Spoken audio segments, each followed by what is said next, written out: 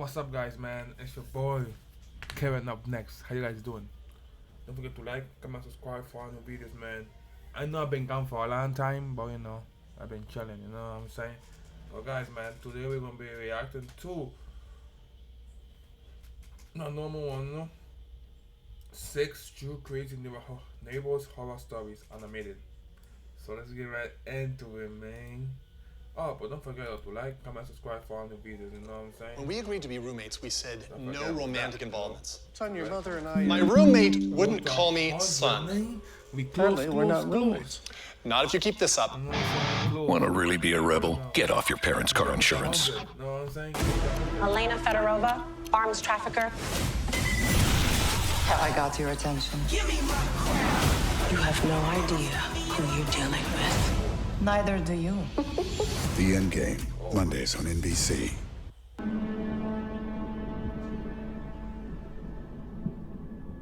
When I was 30 years old, I'd saved enough money to buy my first house. It wasn't anything special, and honestly, all things considered, it wasn't in the best neighborhood either. But I was still proud of the accomplishment Of course. nonetheless. I'd met all the nearby neighbors in, I'd say, the first 2 weeks I moved in. Considering the neighborhood, I was surprised to discover they all actually seemed pretty nice. A couple of them even invited me over for dinner a few times. And having lived in different apartments all my life, this wasn't really something I was used to. Of course, they weren't all like this, however. 2 houses down from the house I moved into lived a man that was probably 50 years old. Upon moving in, every other night or so, the dude would knock at my front door at some absurd hour asking for stuff. So, like, as an example, the first time it happened, he asked me if I had any spare Nah, fuck that. Simple as that. Fuck that. You know what I'm saying? But you're doing something wrong. Do not open the door. After 6 o'clock in the night, my nigga, that's the latest. I won't open my door to anywhere that I don't know. bread I wasn't gonna eat. Another time, he asked me if I could fill up a bucket with water, because his was turned off. It was just random, but somewhat understandable things like that.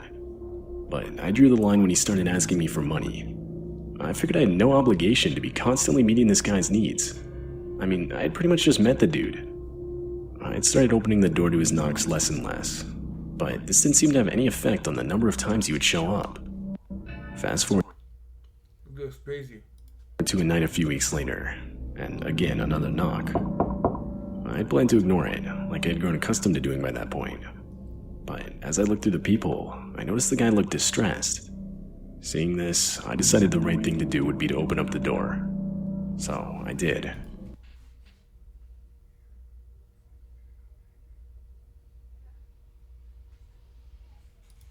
I asked him what he needed, and what he responded with was not at all the type of response I was expecting. He asked me if I could come over and show him how to use his new grill. Now, this happened around midnight, which in my Grill at midnight. Nigga trying to kill you. Simple, bro. Simple. opinion was an extremely odd time to start grilling. But against my better judgment, I decided I would help him. I was pretty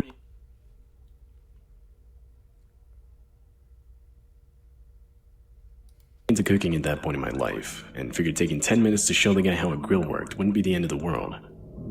I told him that I'd be over in a second, and that I just needed to put some shoes on. He thanked me and started walking back. A couple minutes later, and I made my way over to his house. I opened some gate and walked into his backyard. It was dark, so it was hard to see, but it was clear there was no grill. On top of that, the guy was nowhere in sight. Although his back door was wide open, I stuck my head inside and yelled out for the guy. Nope. That one not be me. He's definitely not black, bro. Definitely not black. I'm down here. I need your help getting some meat from the freezer. The muffled response came from down a set of stairs just to the left of me. I was hesitant to go down. There were no lights on down there. In fact, there wasn't a single light on throughout the whole house. I yelled down the stairs, asking him if he could turn on all lights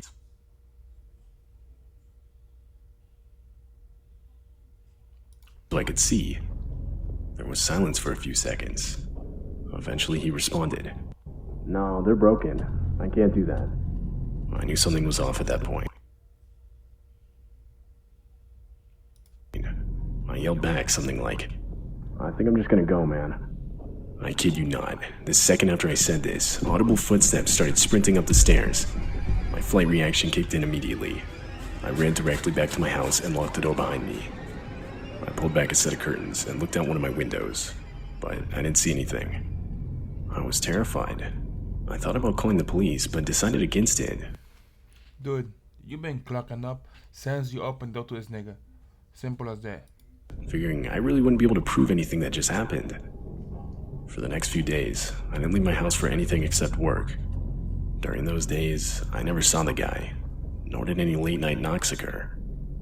Exactly 1 week after it happened, I was talking with my neighbor across the street. The conversation eventually landed on what I experienced, and how I was planning to move because of it. But I was just met with a look of confusion. I was then informed that no one lived in the house I was talking about. It had been abandoned for 2 years. This prompted my neighbor to call the police. However, the police would find nothing inside or around the house. I moved out a few weeks later, so that's all I know. I'm not sure if anything else came from the situation or not. I still don't know who that guy was, or what he was trying to lure me into.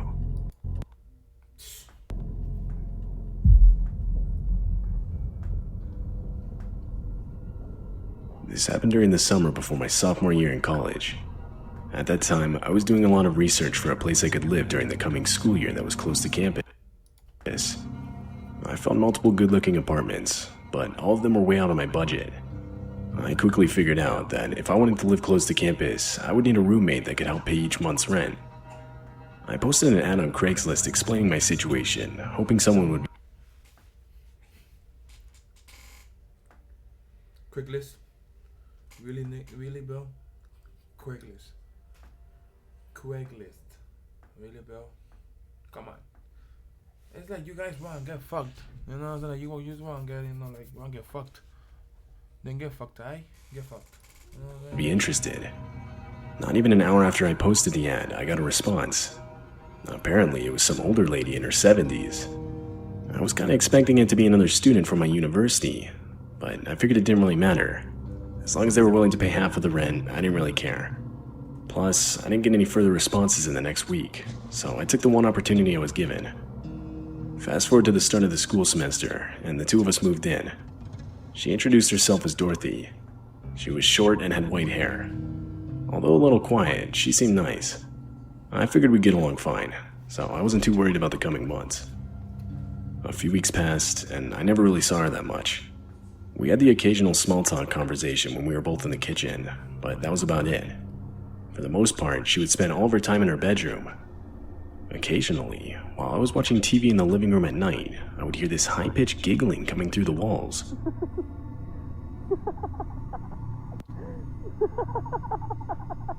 The first few times it happened, I just assumed she was on her phone or something. But then I realized I never actually heard her talking. Crazy. It was just her giggling. Simple. I couldn't imagine what she was doing. Over time, things just kept getting weirder. For example, she would start coming out of her room for no other purpose than to watch me. She would stand in the kitchen or hallway just looking at me while I watched TV or made myself dinner.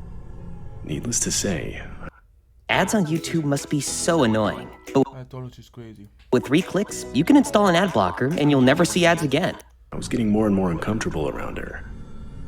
One night, I woke up at around 3 a.m. to the sound of slight knocking on my bedroom door.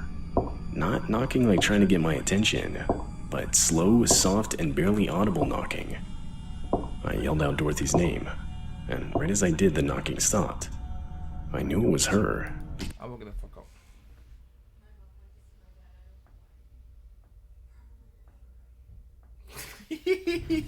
Yeah, I'm telling you, man. Let's do something else. Because shortly after, I heard her same giggling, followed by footsteps walking back to her room. I'd be lying if I said this didn't freak me out. I didn't have a lock on my door, so nothing was stopping her from coming into my room while I was sleeping. I didn't sleep at all. You didn't get no lock, nothing? All the rest of that night. I had planned on confronting her about the situation the next day, but she never left her room once. Come night again, and I decided to move my desk in front of my door as a makeshift barricade. Because, again, I didn't have a lock on my door, and I did not feel comfortable having nothing stopping her from entering my room. 3 hours later, and I woke up to the sound of my desk being hit by my door from someone attempting to open it.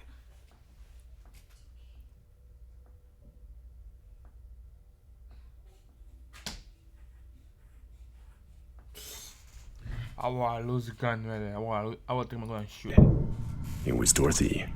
I could see her eye peeking through the crack of the slightly open door. Before I could even say anything, she started screaming and banging on my door.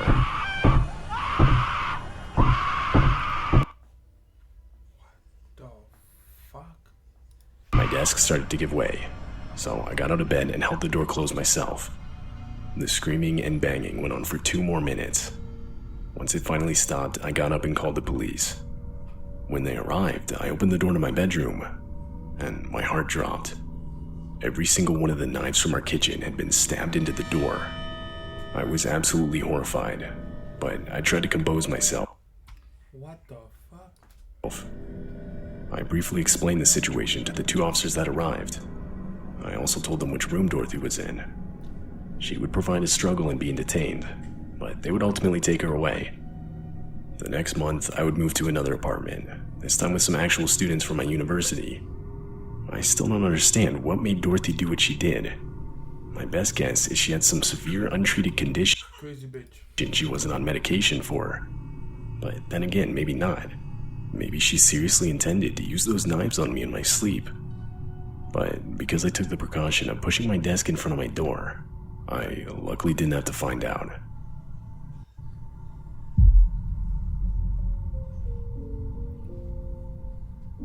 This experience happened to me when I was only 10 years old. 10? Being that it was so long ago, I don't remember every small detail, but I'll do my best to keep everything as accurate as possible.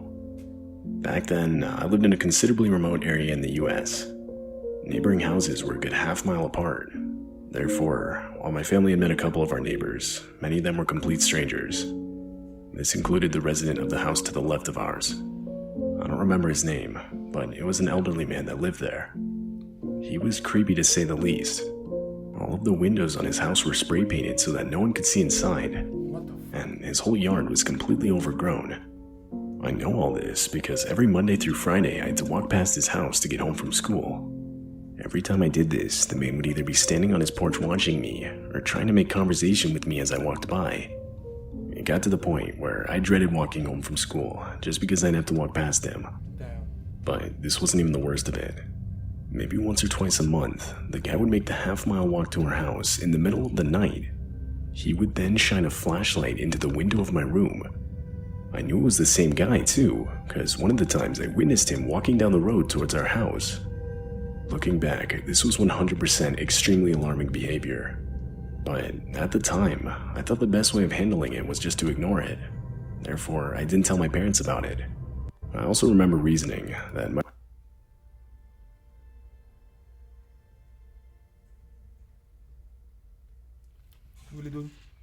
Really, dude? My bedroom was on the 2nd floor, so it's not like he was able to see much of inside my room anyway. Skip to a summer night in that same year, and I was once again woken up by the light of a flashlight shining in my room. Though, this time it was followed by a subtle thud sound against the wall. It felt like my heart had stopped. The only thing running through my mind in that moment was how it sounded exactly like a ladder being propped up against the side of the house. Not long later, my suspicions would be confirmed. A knocking sound rang out from the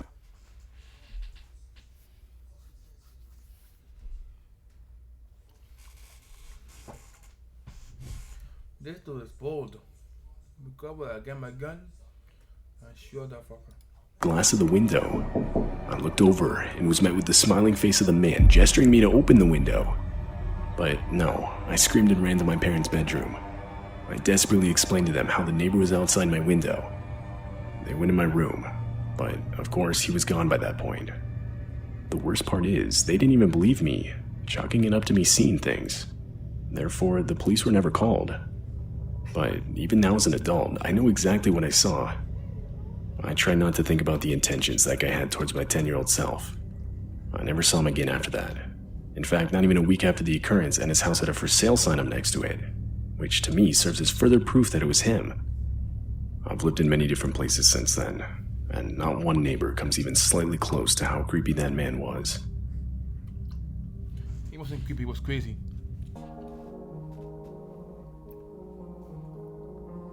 My family and I have been living in a homeless shelter since the very first day that my city was officially on lockdown. The complex used to be an old motel, and in each room there's about 4 people. Thankfully, since mine is the only family here, we get to have a room to ourselves. That being said, we've been through a number of neighbors on either side of our room, and as you can expect, not all of them were good. You have your typical druggies and mentally unstable people, but surprisingly, the worst was a man that we had actually become friends with. Let's call him David. David had been one of our first set of neighbors on the left side. He was a bald man in his late 20s to early 30s of average height and build. He wore glasses, a bright red beard, and he had a friendly disposition.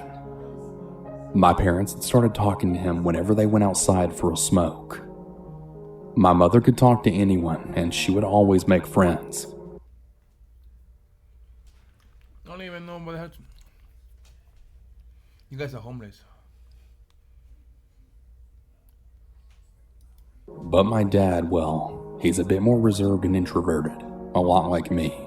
So the fact that he had also started talking to David made me immediately trust him.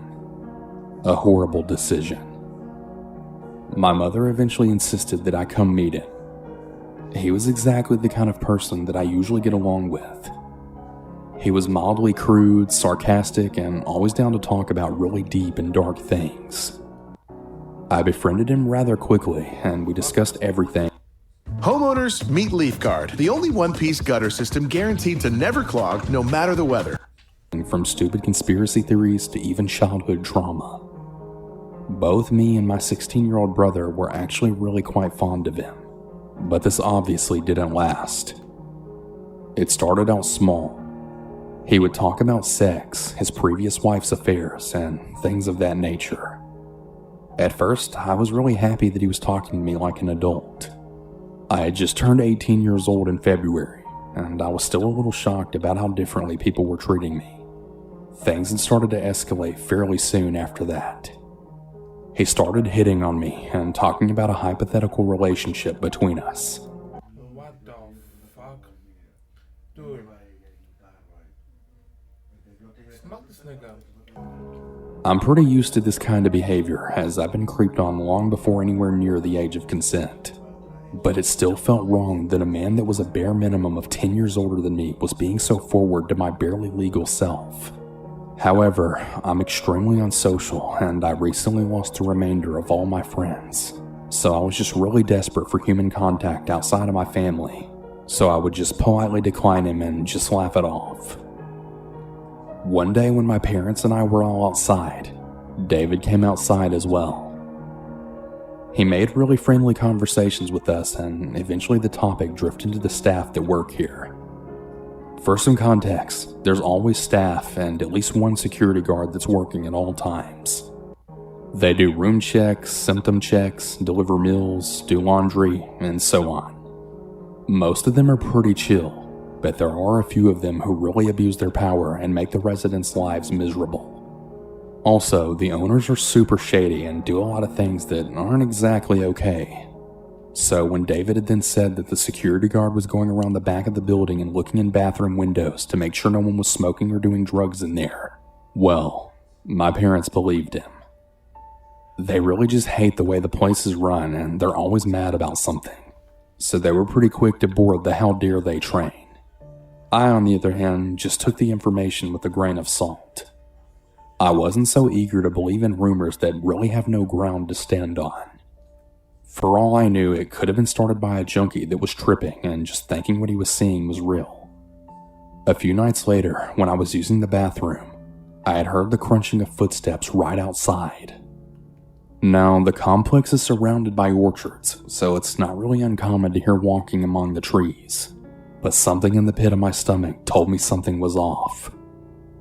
I snapped my head up just in time to then see a pale figure jerk away from the bug screen right on the open window. I quickly finish up, all the while the window never leaving my line of sight. The moment my pants are up, I decide to bolt and then run to tell my parents. They're pretty much both beyond pissed. They pretty much immediately assumed that it was security. That is, until they open our door only moments after the occurrence, to then see that the only security that was working on that night was still up at the front gate. Not only that, but the man wasn't white. So whoever's face I saw, it wasn't him. This immediately confused them. On the next morning, my parents are asking everyone if they saw or heard anyone outside their bathroom windows last night. There was a resounding no from everyone. But what really struck me as odd the most was that no one had even heard of the rumor about security. It seems like everyone here is extremely paranoid, so the fact that such a serious accusation was apparently not even being discussed was more than a bit strange to me. My parents just assumed that David had just been messing with us, or that someone had been messing with him. I wanted to believe that too. After that, I was so freaked out that I started closing the window every time I went in there. Right around this time, the weather started getting really warm, which meant that clothes started getting more revealing so that we wouldn't fry in the late spring sun. I guess this was a little too much for David to handle, as he started being even more forward than he was before, even around my parents. This didn't sit well with them. It eventually got so bad that they requested he be moved to a different room. He wasn't. I started staying inside at all times when I could, and just avoiding David when I couldn't. He must have noticed this, as he became increasingly aggressive every time he approached me. He would always holler at me from across the complex. What the fuck? This dude is definitely crazy, bro. And also watch me intently whenever I walk my dog. I had started noticing a very David-shaped silhouette right outside our window in the dead of night whenever my family was asleep, peeking into the tiny gaps in the thin curtains. I would really like to say that I told my parents, but I didn't. I was really afraid that they would make a big stink about it and that we'd get kicked out and then have nowhere to go in the middle of a pandemic, so I just kept quiet. David was eventually moved, but not before he scared me one last time. I was once again in the bathroom. I had just gotten out of the shower and I was brushing my teeth with my towel wrapped around my body. I had music playing and was dancing around, just generally having a good time. It was such a good time that I apparently forgot that I didn't close the window. I had left it open during my shower to reduce the amount of steam, and I meant to close it when I got out. Thankfully, the shower was on the same wall as the window, making it physically impossible to see into it. The sink that I was standing at, however, well, that was in full view of the window. This realization then hit me like a ton of bricks, when I then suddenly became hyper-aware of the feeling of being watched. I tried to act natural, really hoping it was just my paranoia. I finished brushing my teeth, then opened up the medicine cabinet to put away my toothbrush. As I was closing it, I made sure to stop at an angle where I could see the reflection of the window in the mirror. Lo and behold, there he was.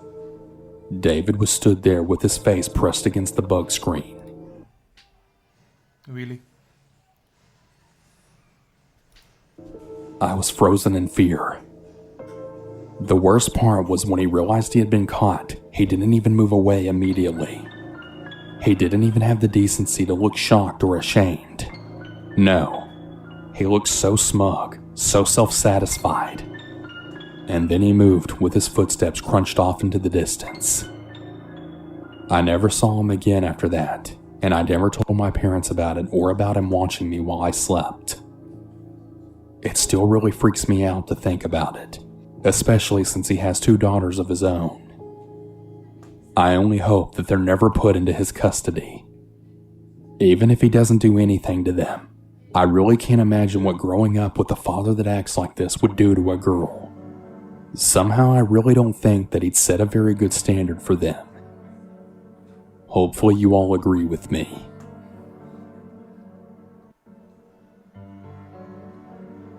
Just for some context, I love Coca-Cola, man.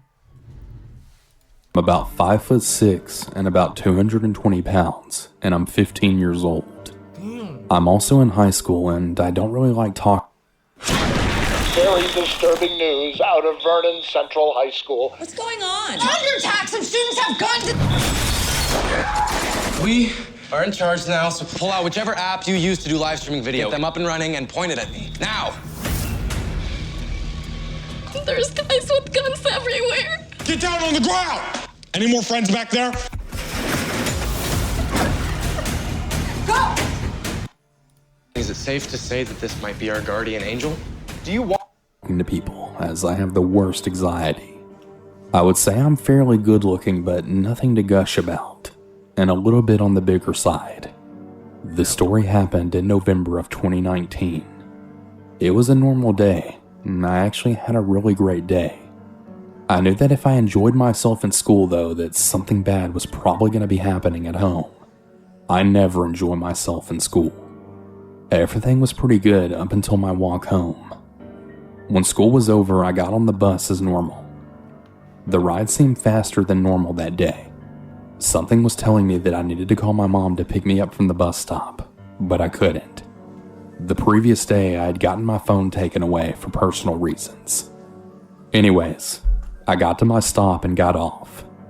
I walked in, I'm about halfway home when I suddenly feel that feeling when you just know someone is watching you.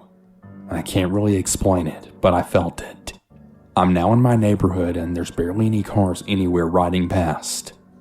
The street that I live on is like a horseshoe. It's kind of like a hill.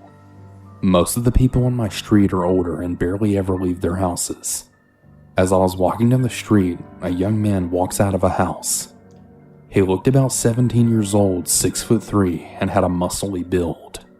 His body didn't really match his age, but I didn't really pay any attention, thinking that maybe he played sports because our town is pretty big on sports and training.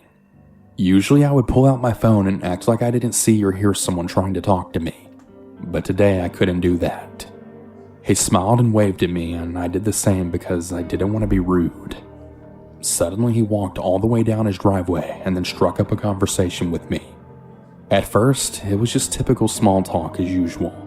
Then he began to move closer, and before I knew it, he had his hand right on the small of my back, then guiding me right up the driveway.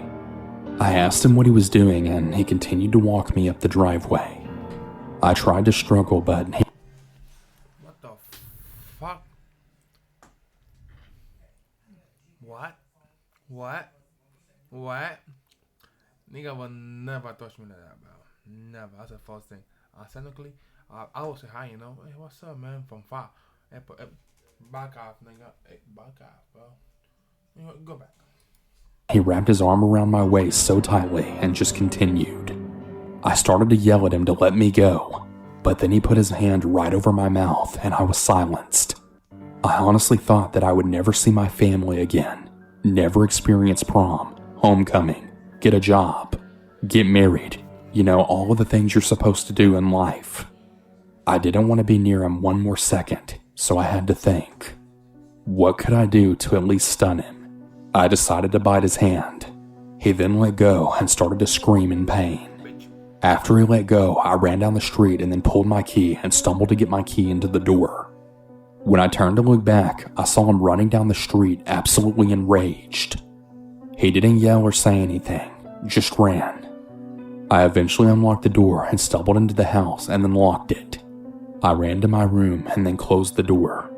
Almost immediately, my mother yells up to me and asks me what's wrong.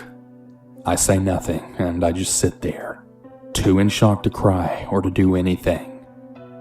Yesterday I went for a walk and I had finally decided that I was ready to go back outside, and right as I made my way up to the hill to the top of the street, a wave of dread then washed over me. I wanted to turn back, but I decided to take the horseshoe back around to my house. I made it past the house and before I knew it, I was right on the other side of the horseshoe. The feeling was still there. Since we're in quarantine, I was really surprised to see a figure walking behind me. He had a really large dog with him, and he had then walked with long strides. He then caught up to me rather quickly. As soon as I saw his face, I stopped. I couldn't move. He then started to smile with such a creepy smile. Even now, I can't get it out of my head. Every time I close my eyes, he's there. He had started to wander down the street until he slowly walked up to me. "Hey, remember me?" I couldn't respond. "You know, it was really rude the way you ran away from me the last time we spoke." He moved a little closer until his lips were right on my ear. "I'm gonna make sure you don't run this time." I snapped out of my trance when I once again felt his hand on my waist. This time, however, he wasn't even trying to be gentle. He was practically ripping my shirt. Just then at that moment, I had saw a car turn down my street and I started waving my hands like a crazy person. By the time they slowed down to see what was wrong, he was gone. He must have ran through the people's yards or something. "Hey, are you good? Everything okay here?" It was my neighbor's eldest son. I was so grateful for him being there. I then totally broke down. He ended up driving me down the street to my home, and despite having him right next to me while I told my parents, they didn't believe me. It's so frustrating that the ones that are supposed to be there for you think that you're lying about something so serious. Everybody sees the success. Nobody's mind really goes to what it took to be successful as an athlete. And since they don't believe me, I decided to write it here. I haven't ran into the guy since, and I'm really glad. I hope sharing my story will help someone. Just be careful out there. I used to live with the biggest idiot on the face of the earth. Hector was this 6-foot Afro-Latino dude from New Jersey who had two distinct modes of being. Either he was a tornado of anger, or he was manically laughing at something. Rarely was there any in-between. When It was definitely crazy, bro. you caught him in his laughing mood, he was tolerable at best. But catch him in one of his angry moods, and he was totally unbearable. He was a roadie for some post-hardcore band that toured up and down the East Coast a bunch, which was one of the few good things about being his roommate. The fact that he spent weeks away at a time from the apartment, but still paid rent. But whenever he was home, well, here's an example. It's July in East Harlem. I have the windows open. Latin brass band music is flowing through the afternoon air from some other open window, and I'm sipping Southern Peach lemonade like life is good. Out of nowhere, Hector bursts into the apartment, covered in brick dust like, "I need bricks, bro. You got bricks?" I just started driving Uber while trying to get my stand-up career up and running, so no, I didn't have any bricks. And even if I did, I wouldn't have been sharing them with Hector. And suddenly he's like, "There's bricks on the roof." And as he runs out of the apartment and towards the stairwell of the building, I hear these kids shouting from outside the window. Then I look out to see this group of kids, like 11-year-old kids, all shouting stuff in Spanish at our building. They see me, start flipping me off and whatnot before they suddenly scatter in all directions. Then bam, a brick lands right in the spot where they were before they scattered. See, that's the type of guy Hector was. He could go out for a pack of rips and find himself in a brick fight with a bunch of Puerto Rican kids on the way back. Never in my life have I ever had a fight with a preteen, let alone one involving projectiles. But around Hector, that stuff was like a daily occurrence. So come that October, Hector is headed out on some big Halloween tour with one of his bands, and he tells me he won't be back till the second week of November. That meant I'd have to cover half of the rent until then, something I'd have to borrow money to do. This causes a big fight, and for the first time since I moved in, I thought Hector might actually hit me. And being the kind of guy that he was, I knew for a fact that if it came to violence, he wouldn't just stop at one punch. So when the time came for him to go on tour, the mood in the apartment isn't just at its low point. I'm legit scared for my physical safety. He leaves, I'm looking for a new apartment, and life is not so good anymore. So a few nights later, the night before Halloween actually, I'm sitting in the little kitchen area, eating arepas and looking for other apartments. Someone buzzes the apartment, so I go to see who it is. This is back when we had intercoms, but they sucked and barely worked half the time, so when I hear some guy with an accent says something like, "I need an apartment number 3, but the buzzer's not working. I just buzzed the guy in without a second thought. New York is a city built on takeout, delivery, and street food, so I'm hardly going to be all suspicious over a delivery driver. But I should have been, and I almost paid with my life for it. Those guys busted our front door open like it was nothing. Just smashed the lock right through with a sledgehammer. I actually thought it was the cops at first because they just piled in, guns drawn, shouting, "Get on the floor, get down." But then the way that they were talking to each other once I was lying face down on the linoleum, that clued me into the fact that they were just stick-up guys. But what were they doing in my apartment? My first thought was, Jesus Christ, Hector, whose toes did you step on now? But before I can wonder anymore, one of the guys starts asking me, "Where is it? Where is it?" I'm like, "Where's what?" But that just makes them mad. I get this flurry of kicks that have me balled up in the fetal position, then they ask me again. I can't tell them anything else, so I just say, I don't know what you're talking about. There's $20 in my wallet, that's all I got on me.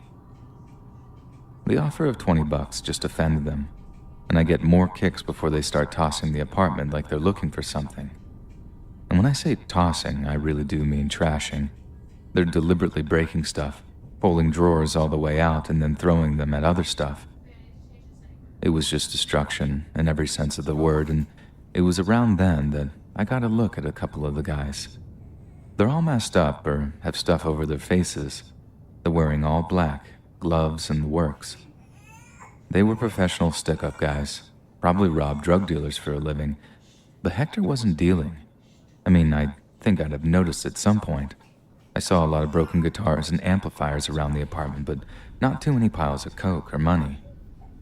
Then right as I'm about to think it, one of the guys comes out with it. "You sure this is the right place, man?" I don't know. Homie told me he keeps it behind the bathtub sometimes, but these people only got a shower in there. I feel this wave of relief washing over me. They got the wrong place, so they're gonna just walk out, right? Maybe take my phone so I can't call the cops. It's not that simple, bro. So, like I said, I told them my phone was on the table, next to my food, and that I wouldn't call the cops if they just left. Cuck move, maybe, but it's amazing how zen you get about material possessions when you see a Glock in someone's hand. The stick-up guys kind of pause and look at each other.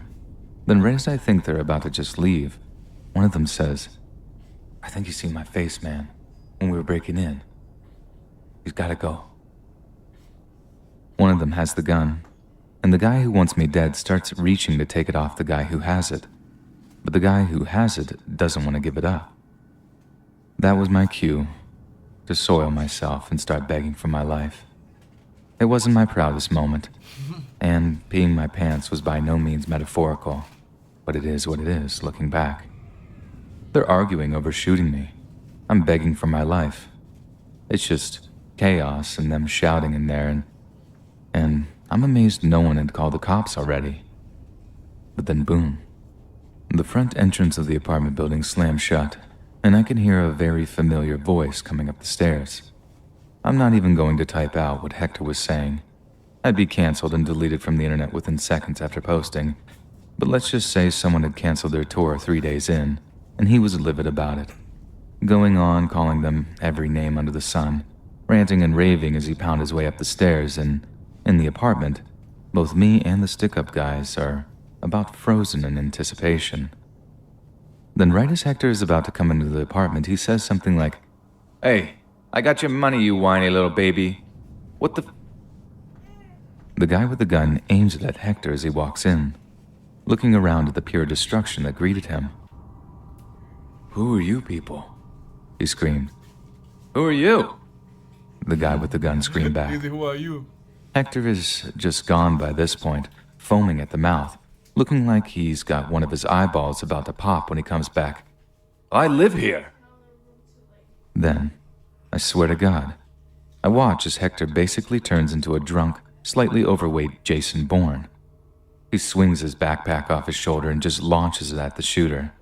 He knocks the guy slightly off balance, messes up his aim, but by the time he can rearrange himself, Hector football tackles this guy onto the carpet and just starts wailing on him.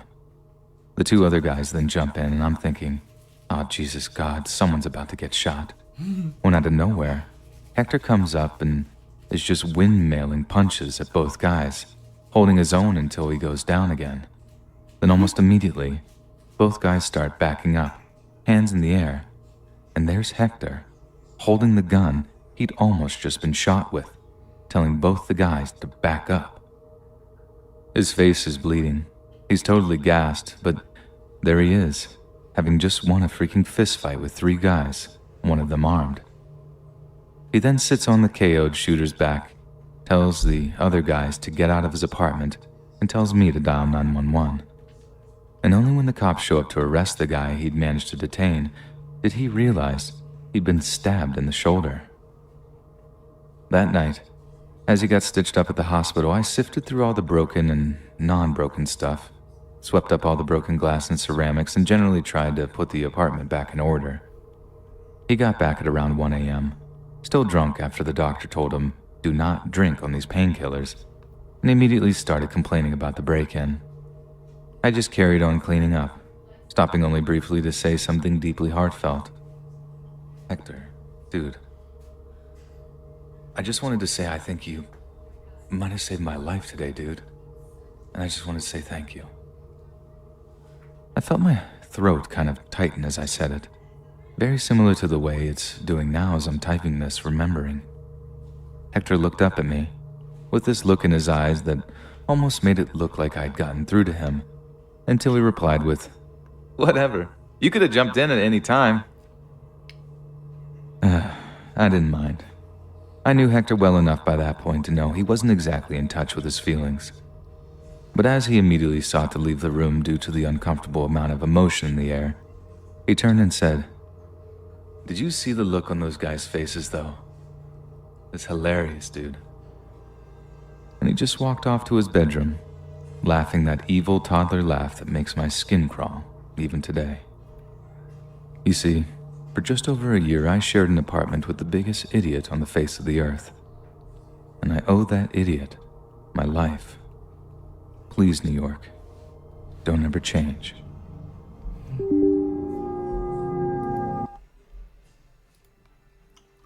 Guys, man, thank you for watching. Don't forget to like, comment, subscribe. I know this video was a little weird. You know, my dad was walking around, my girlfriend too. But thank you for watching. Don't forget to like, comment, subscribe for all new videos. And welcome to 100 subscribers, man. Thank you, man. Peace.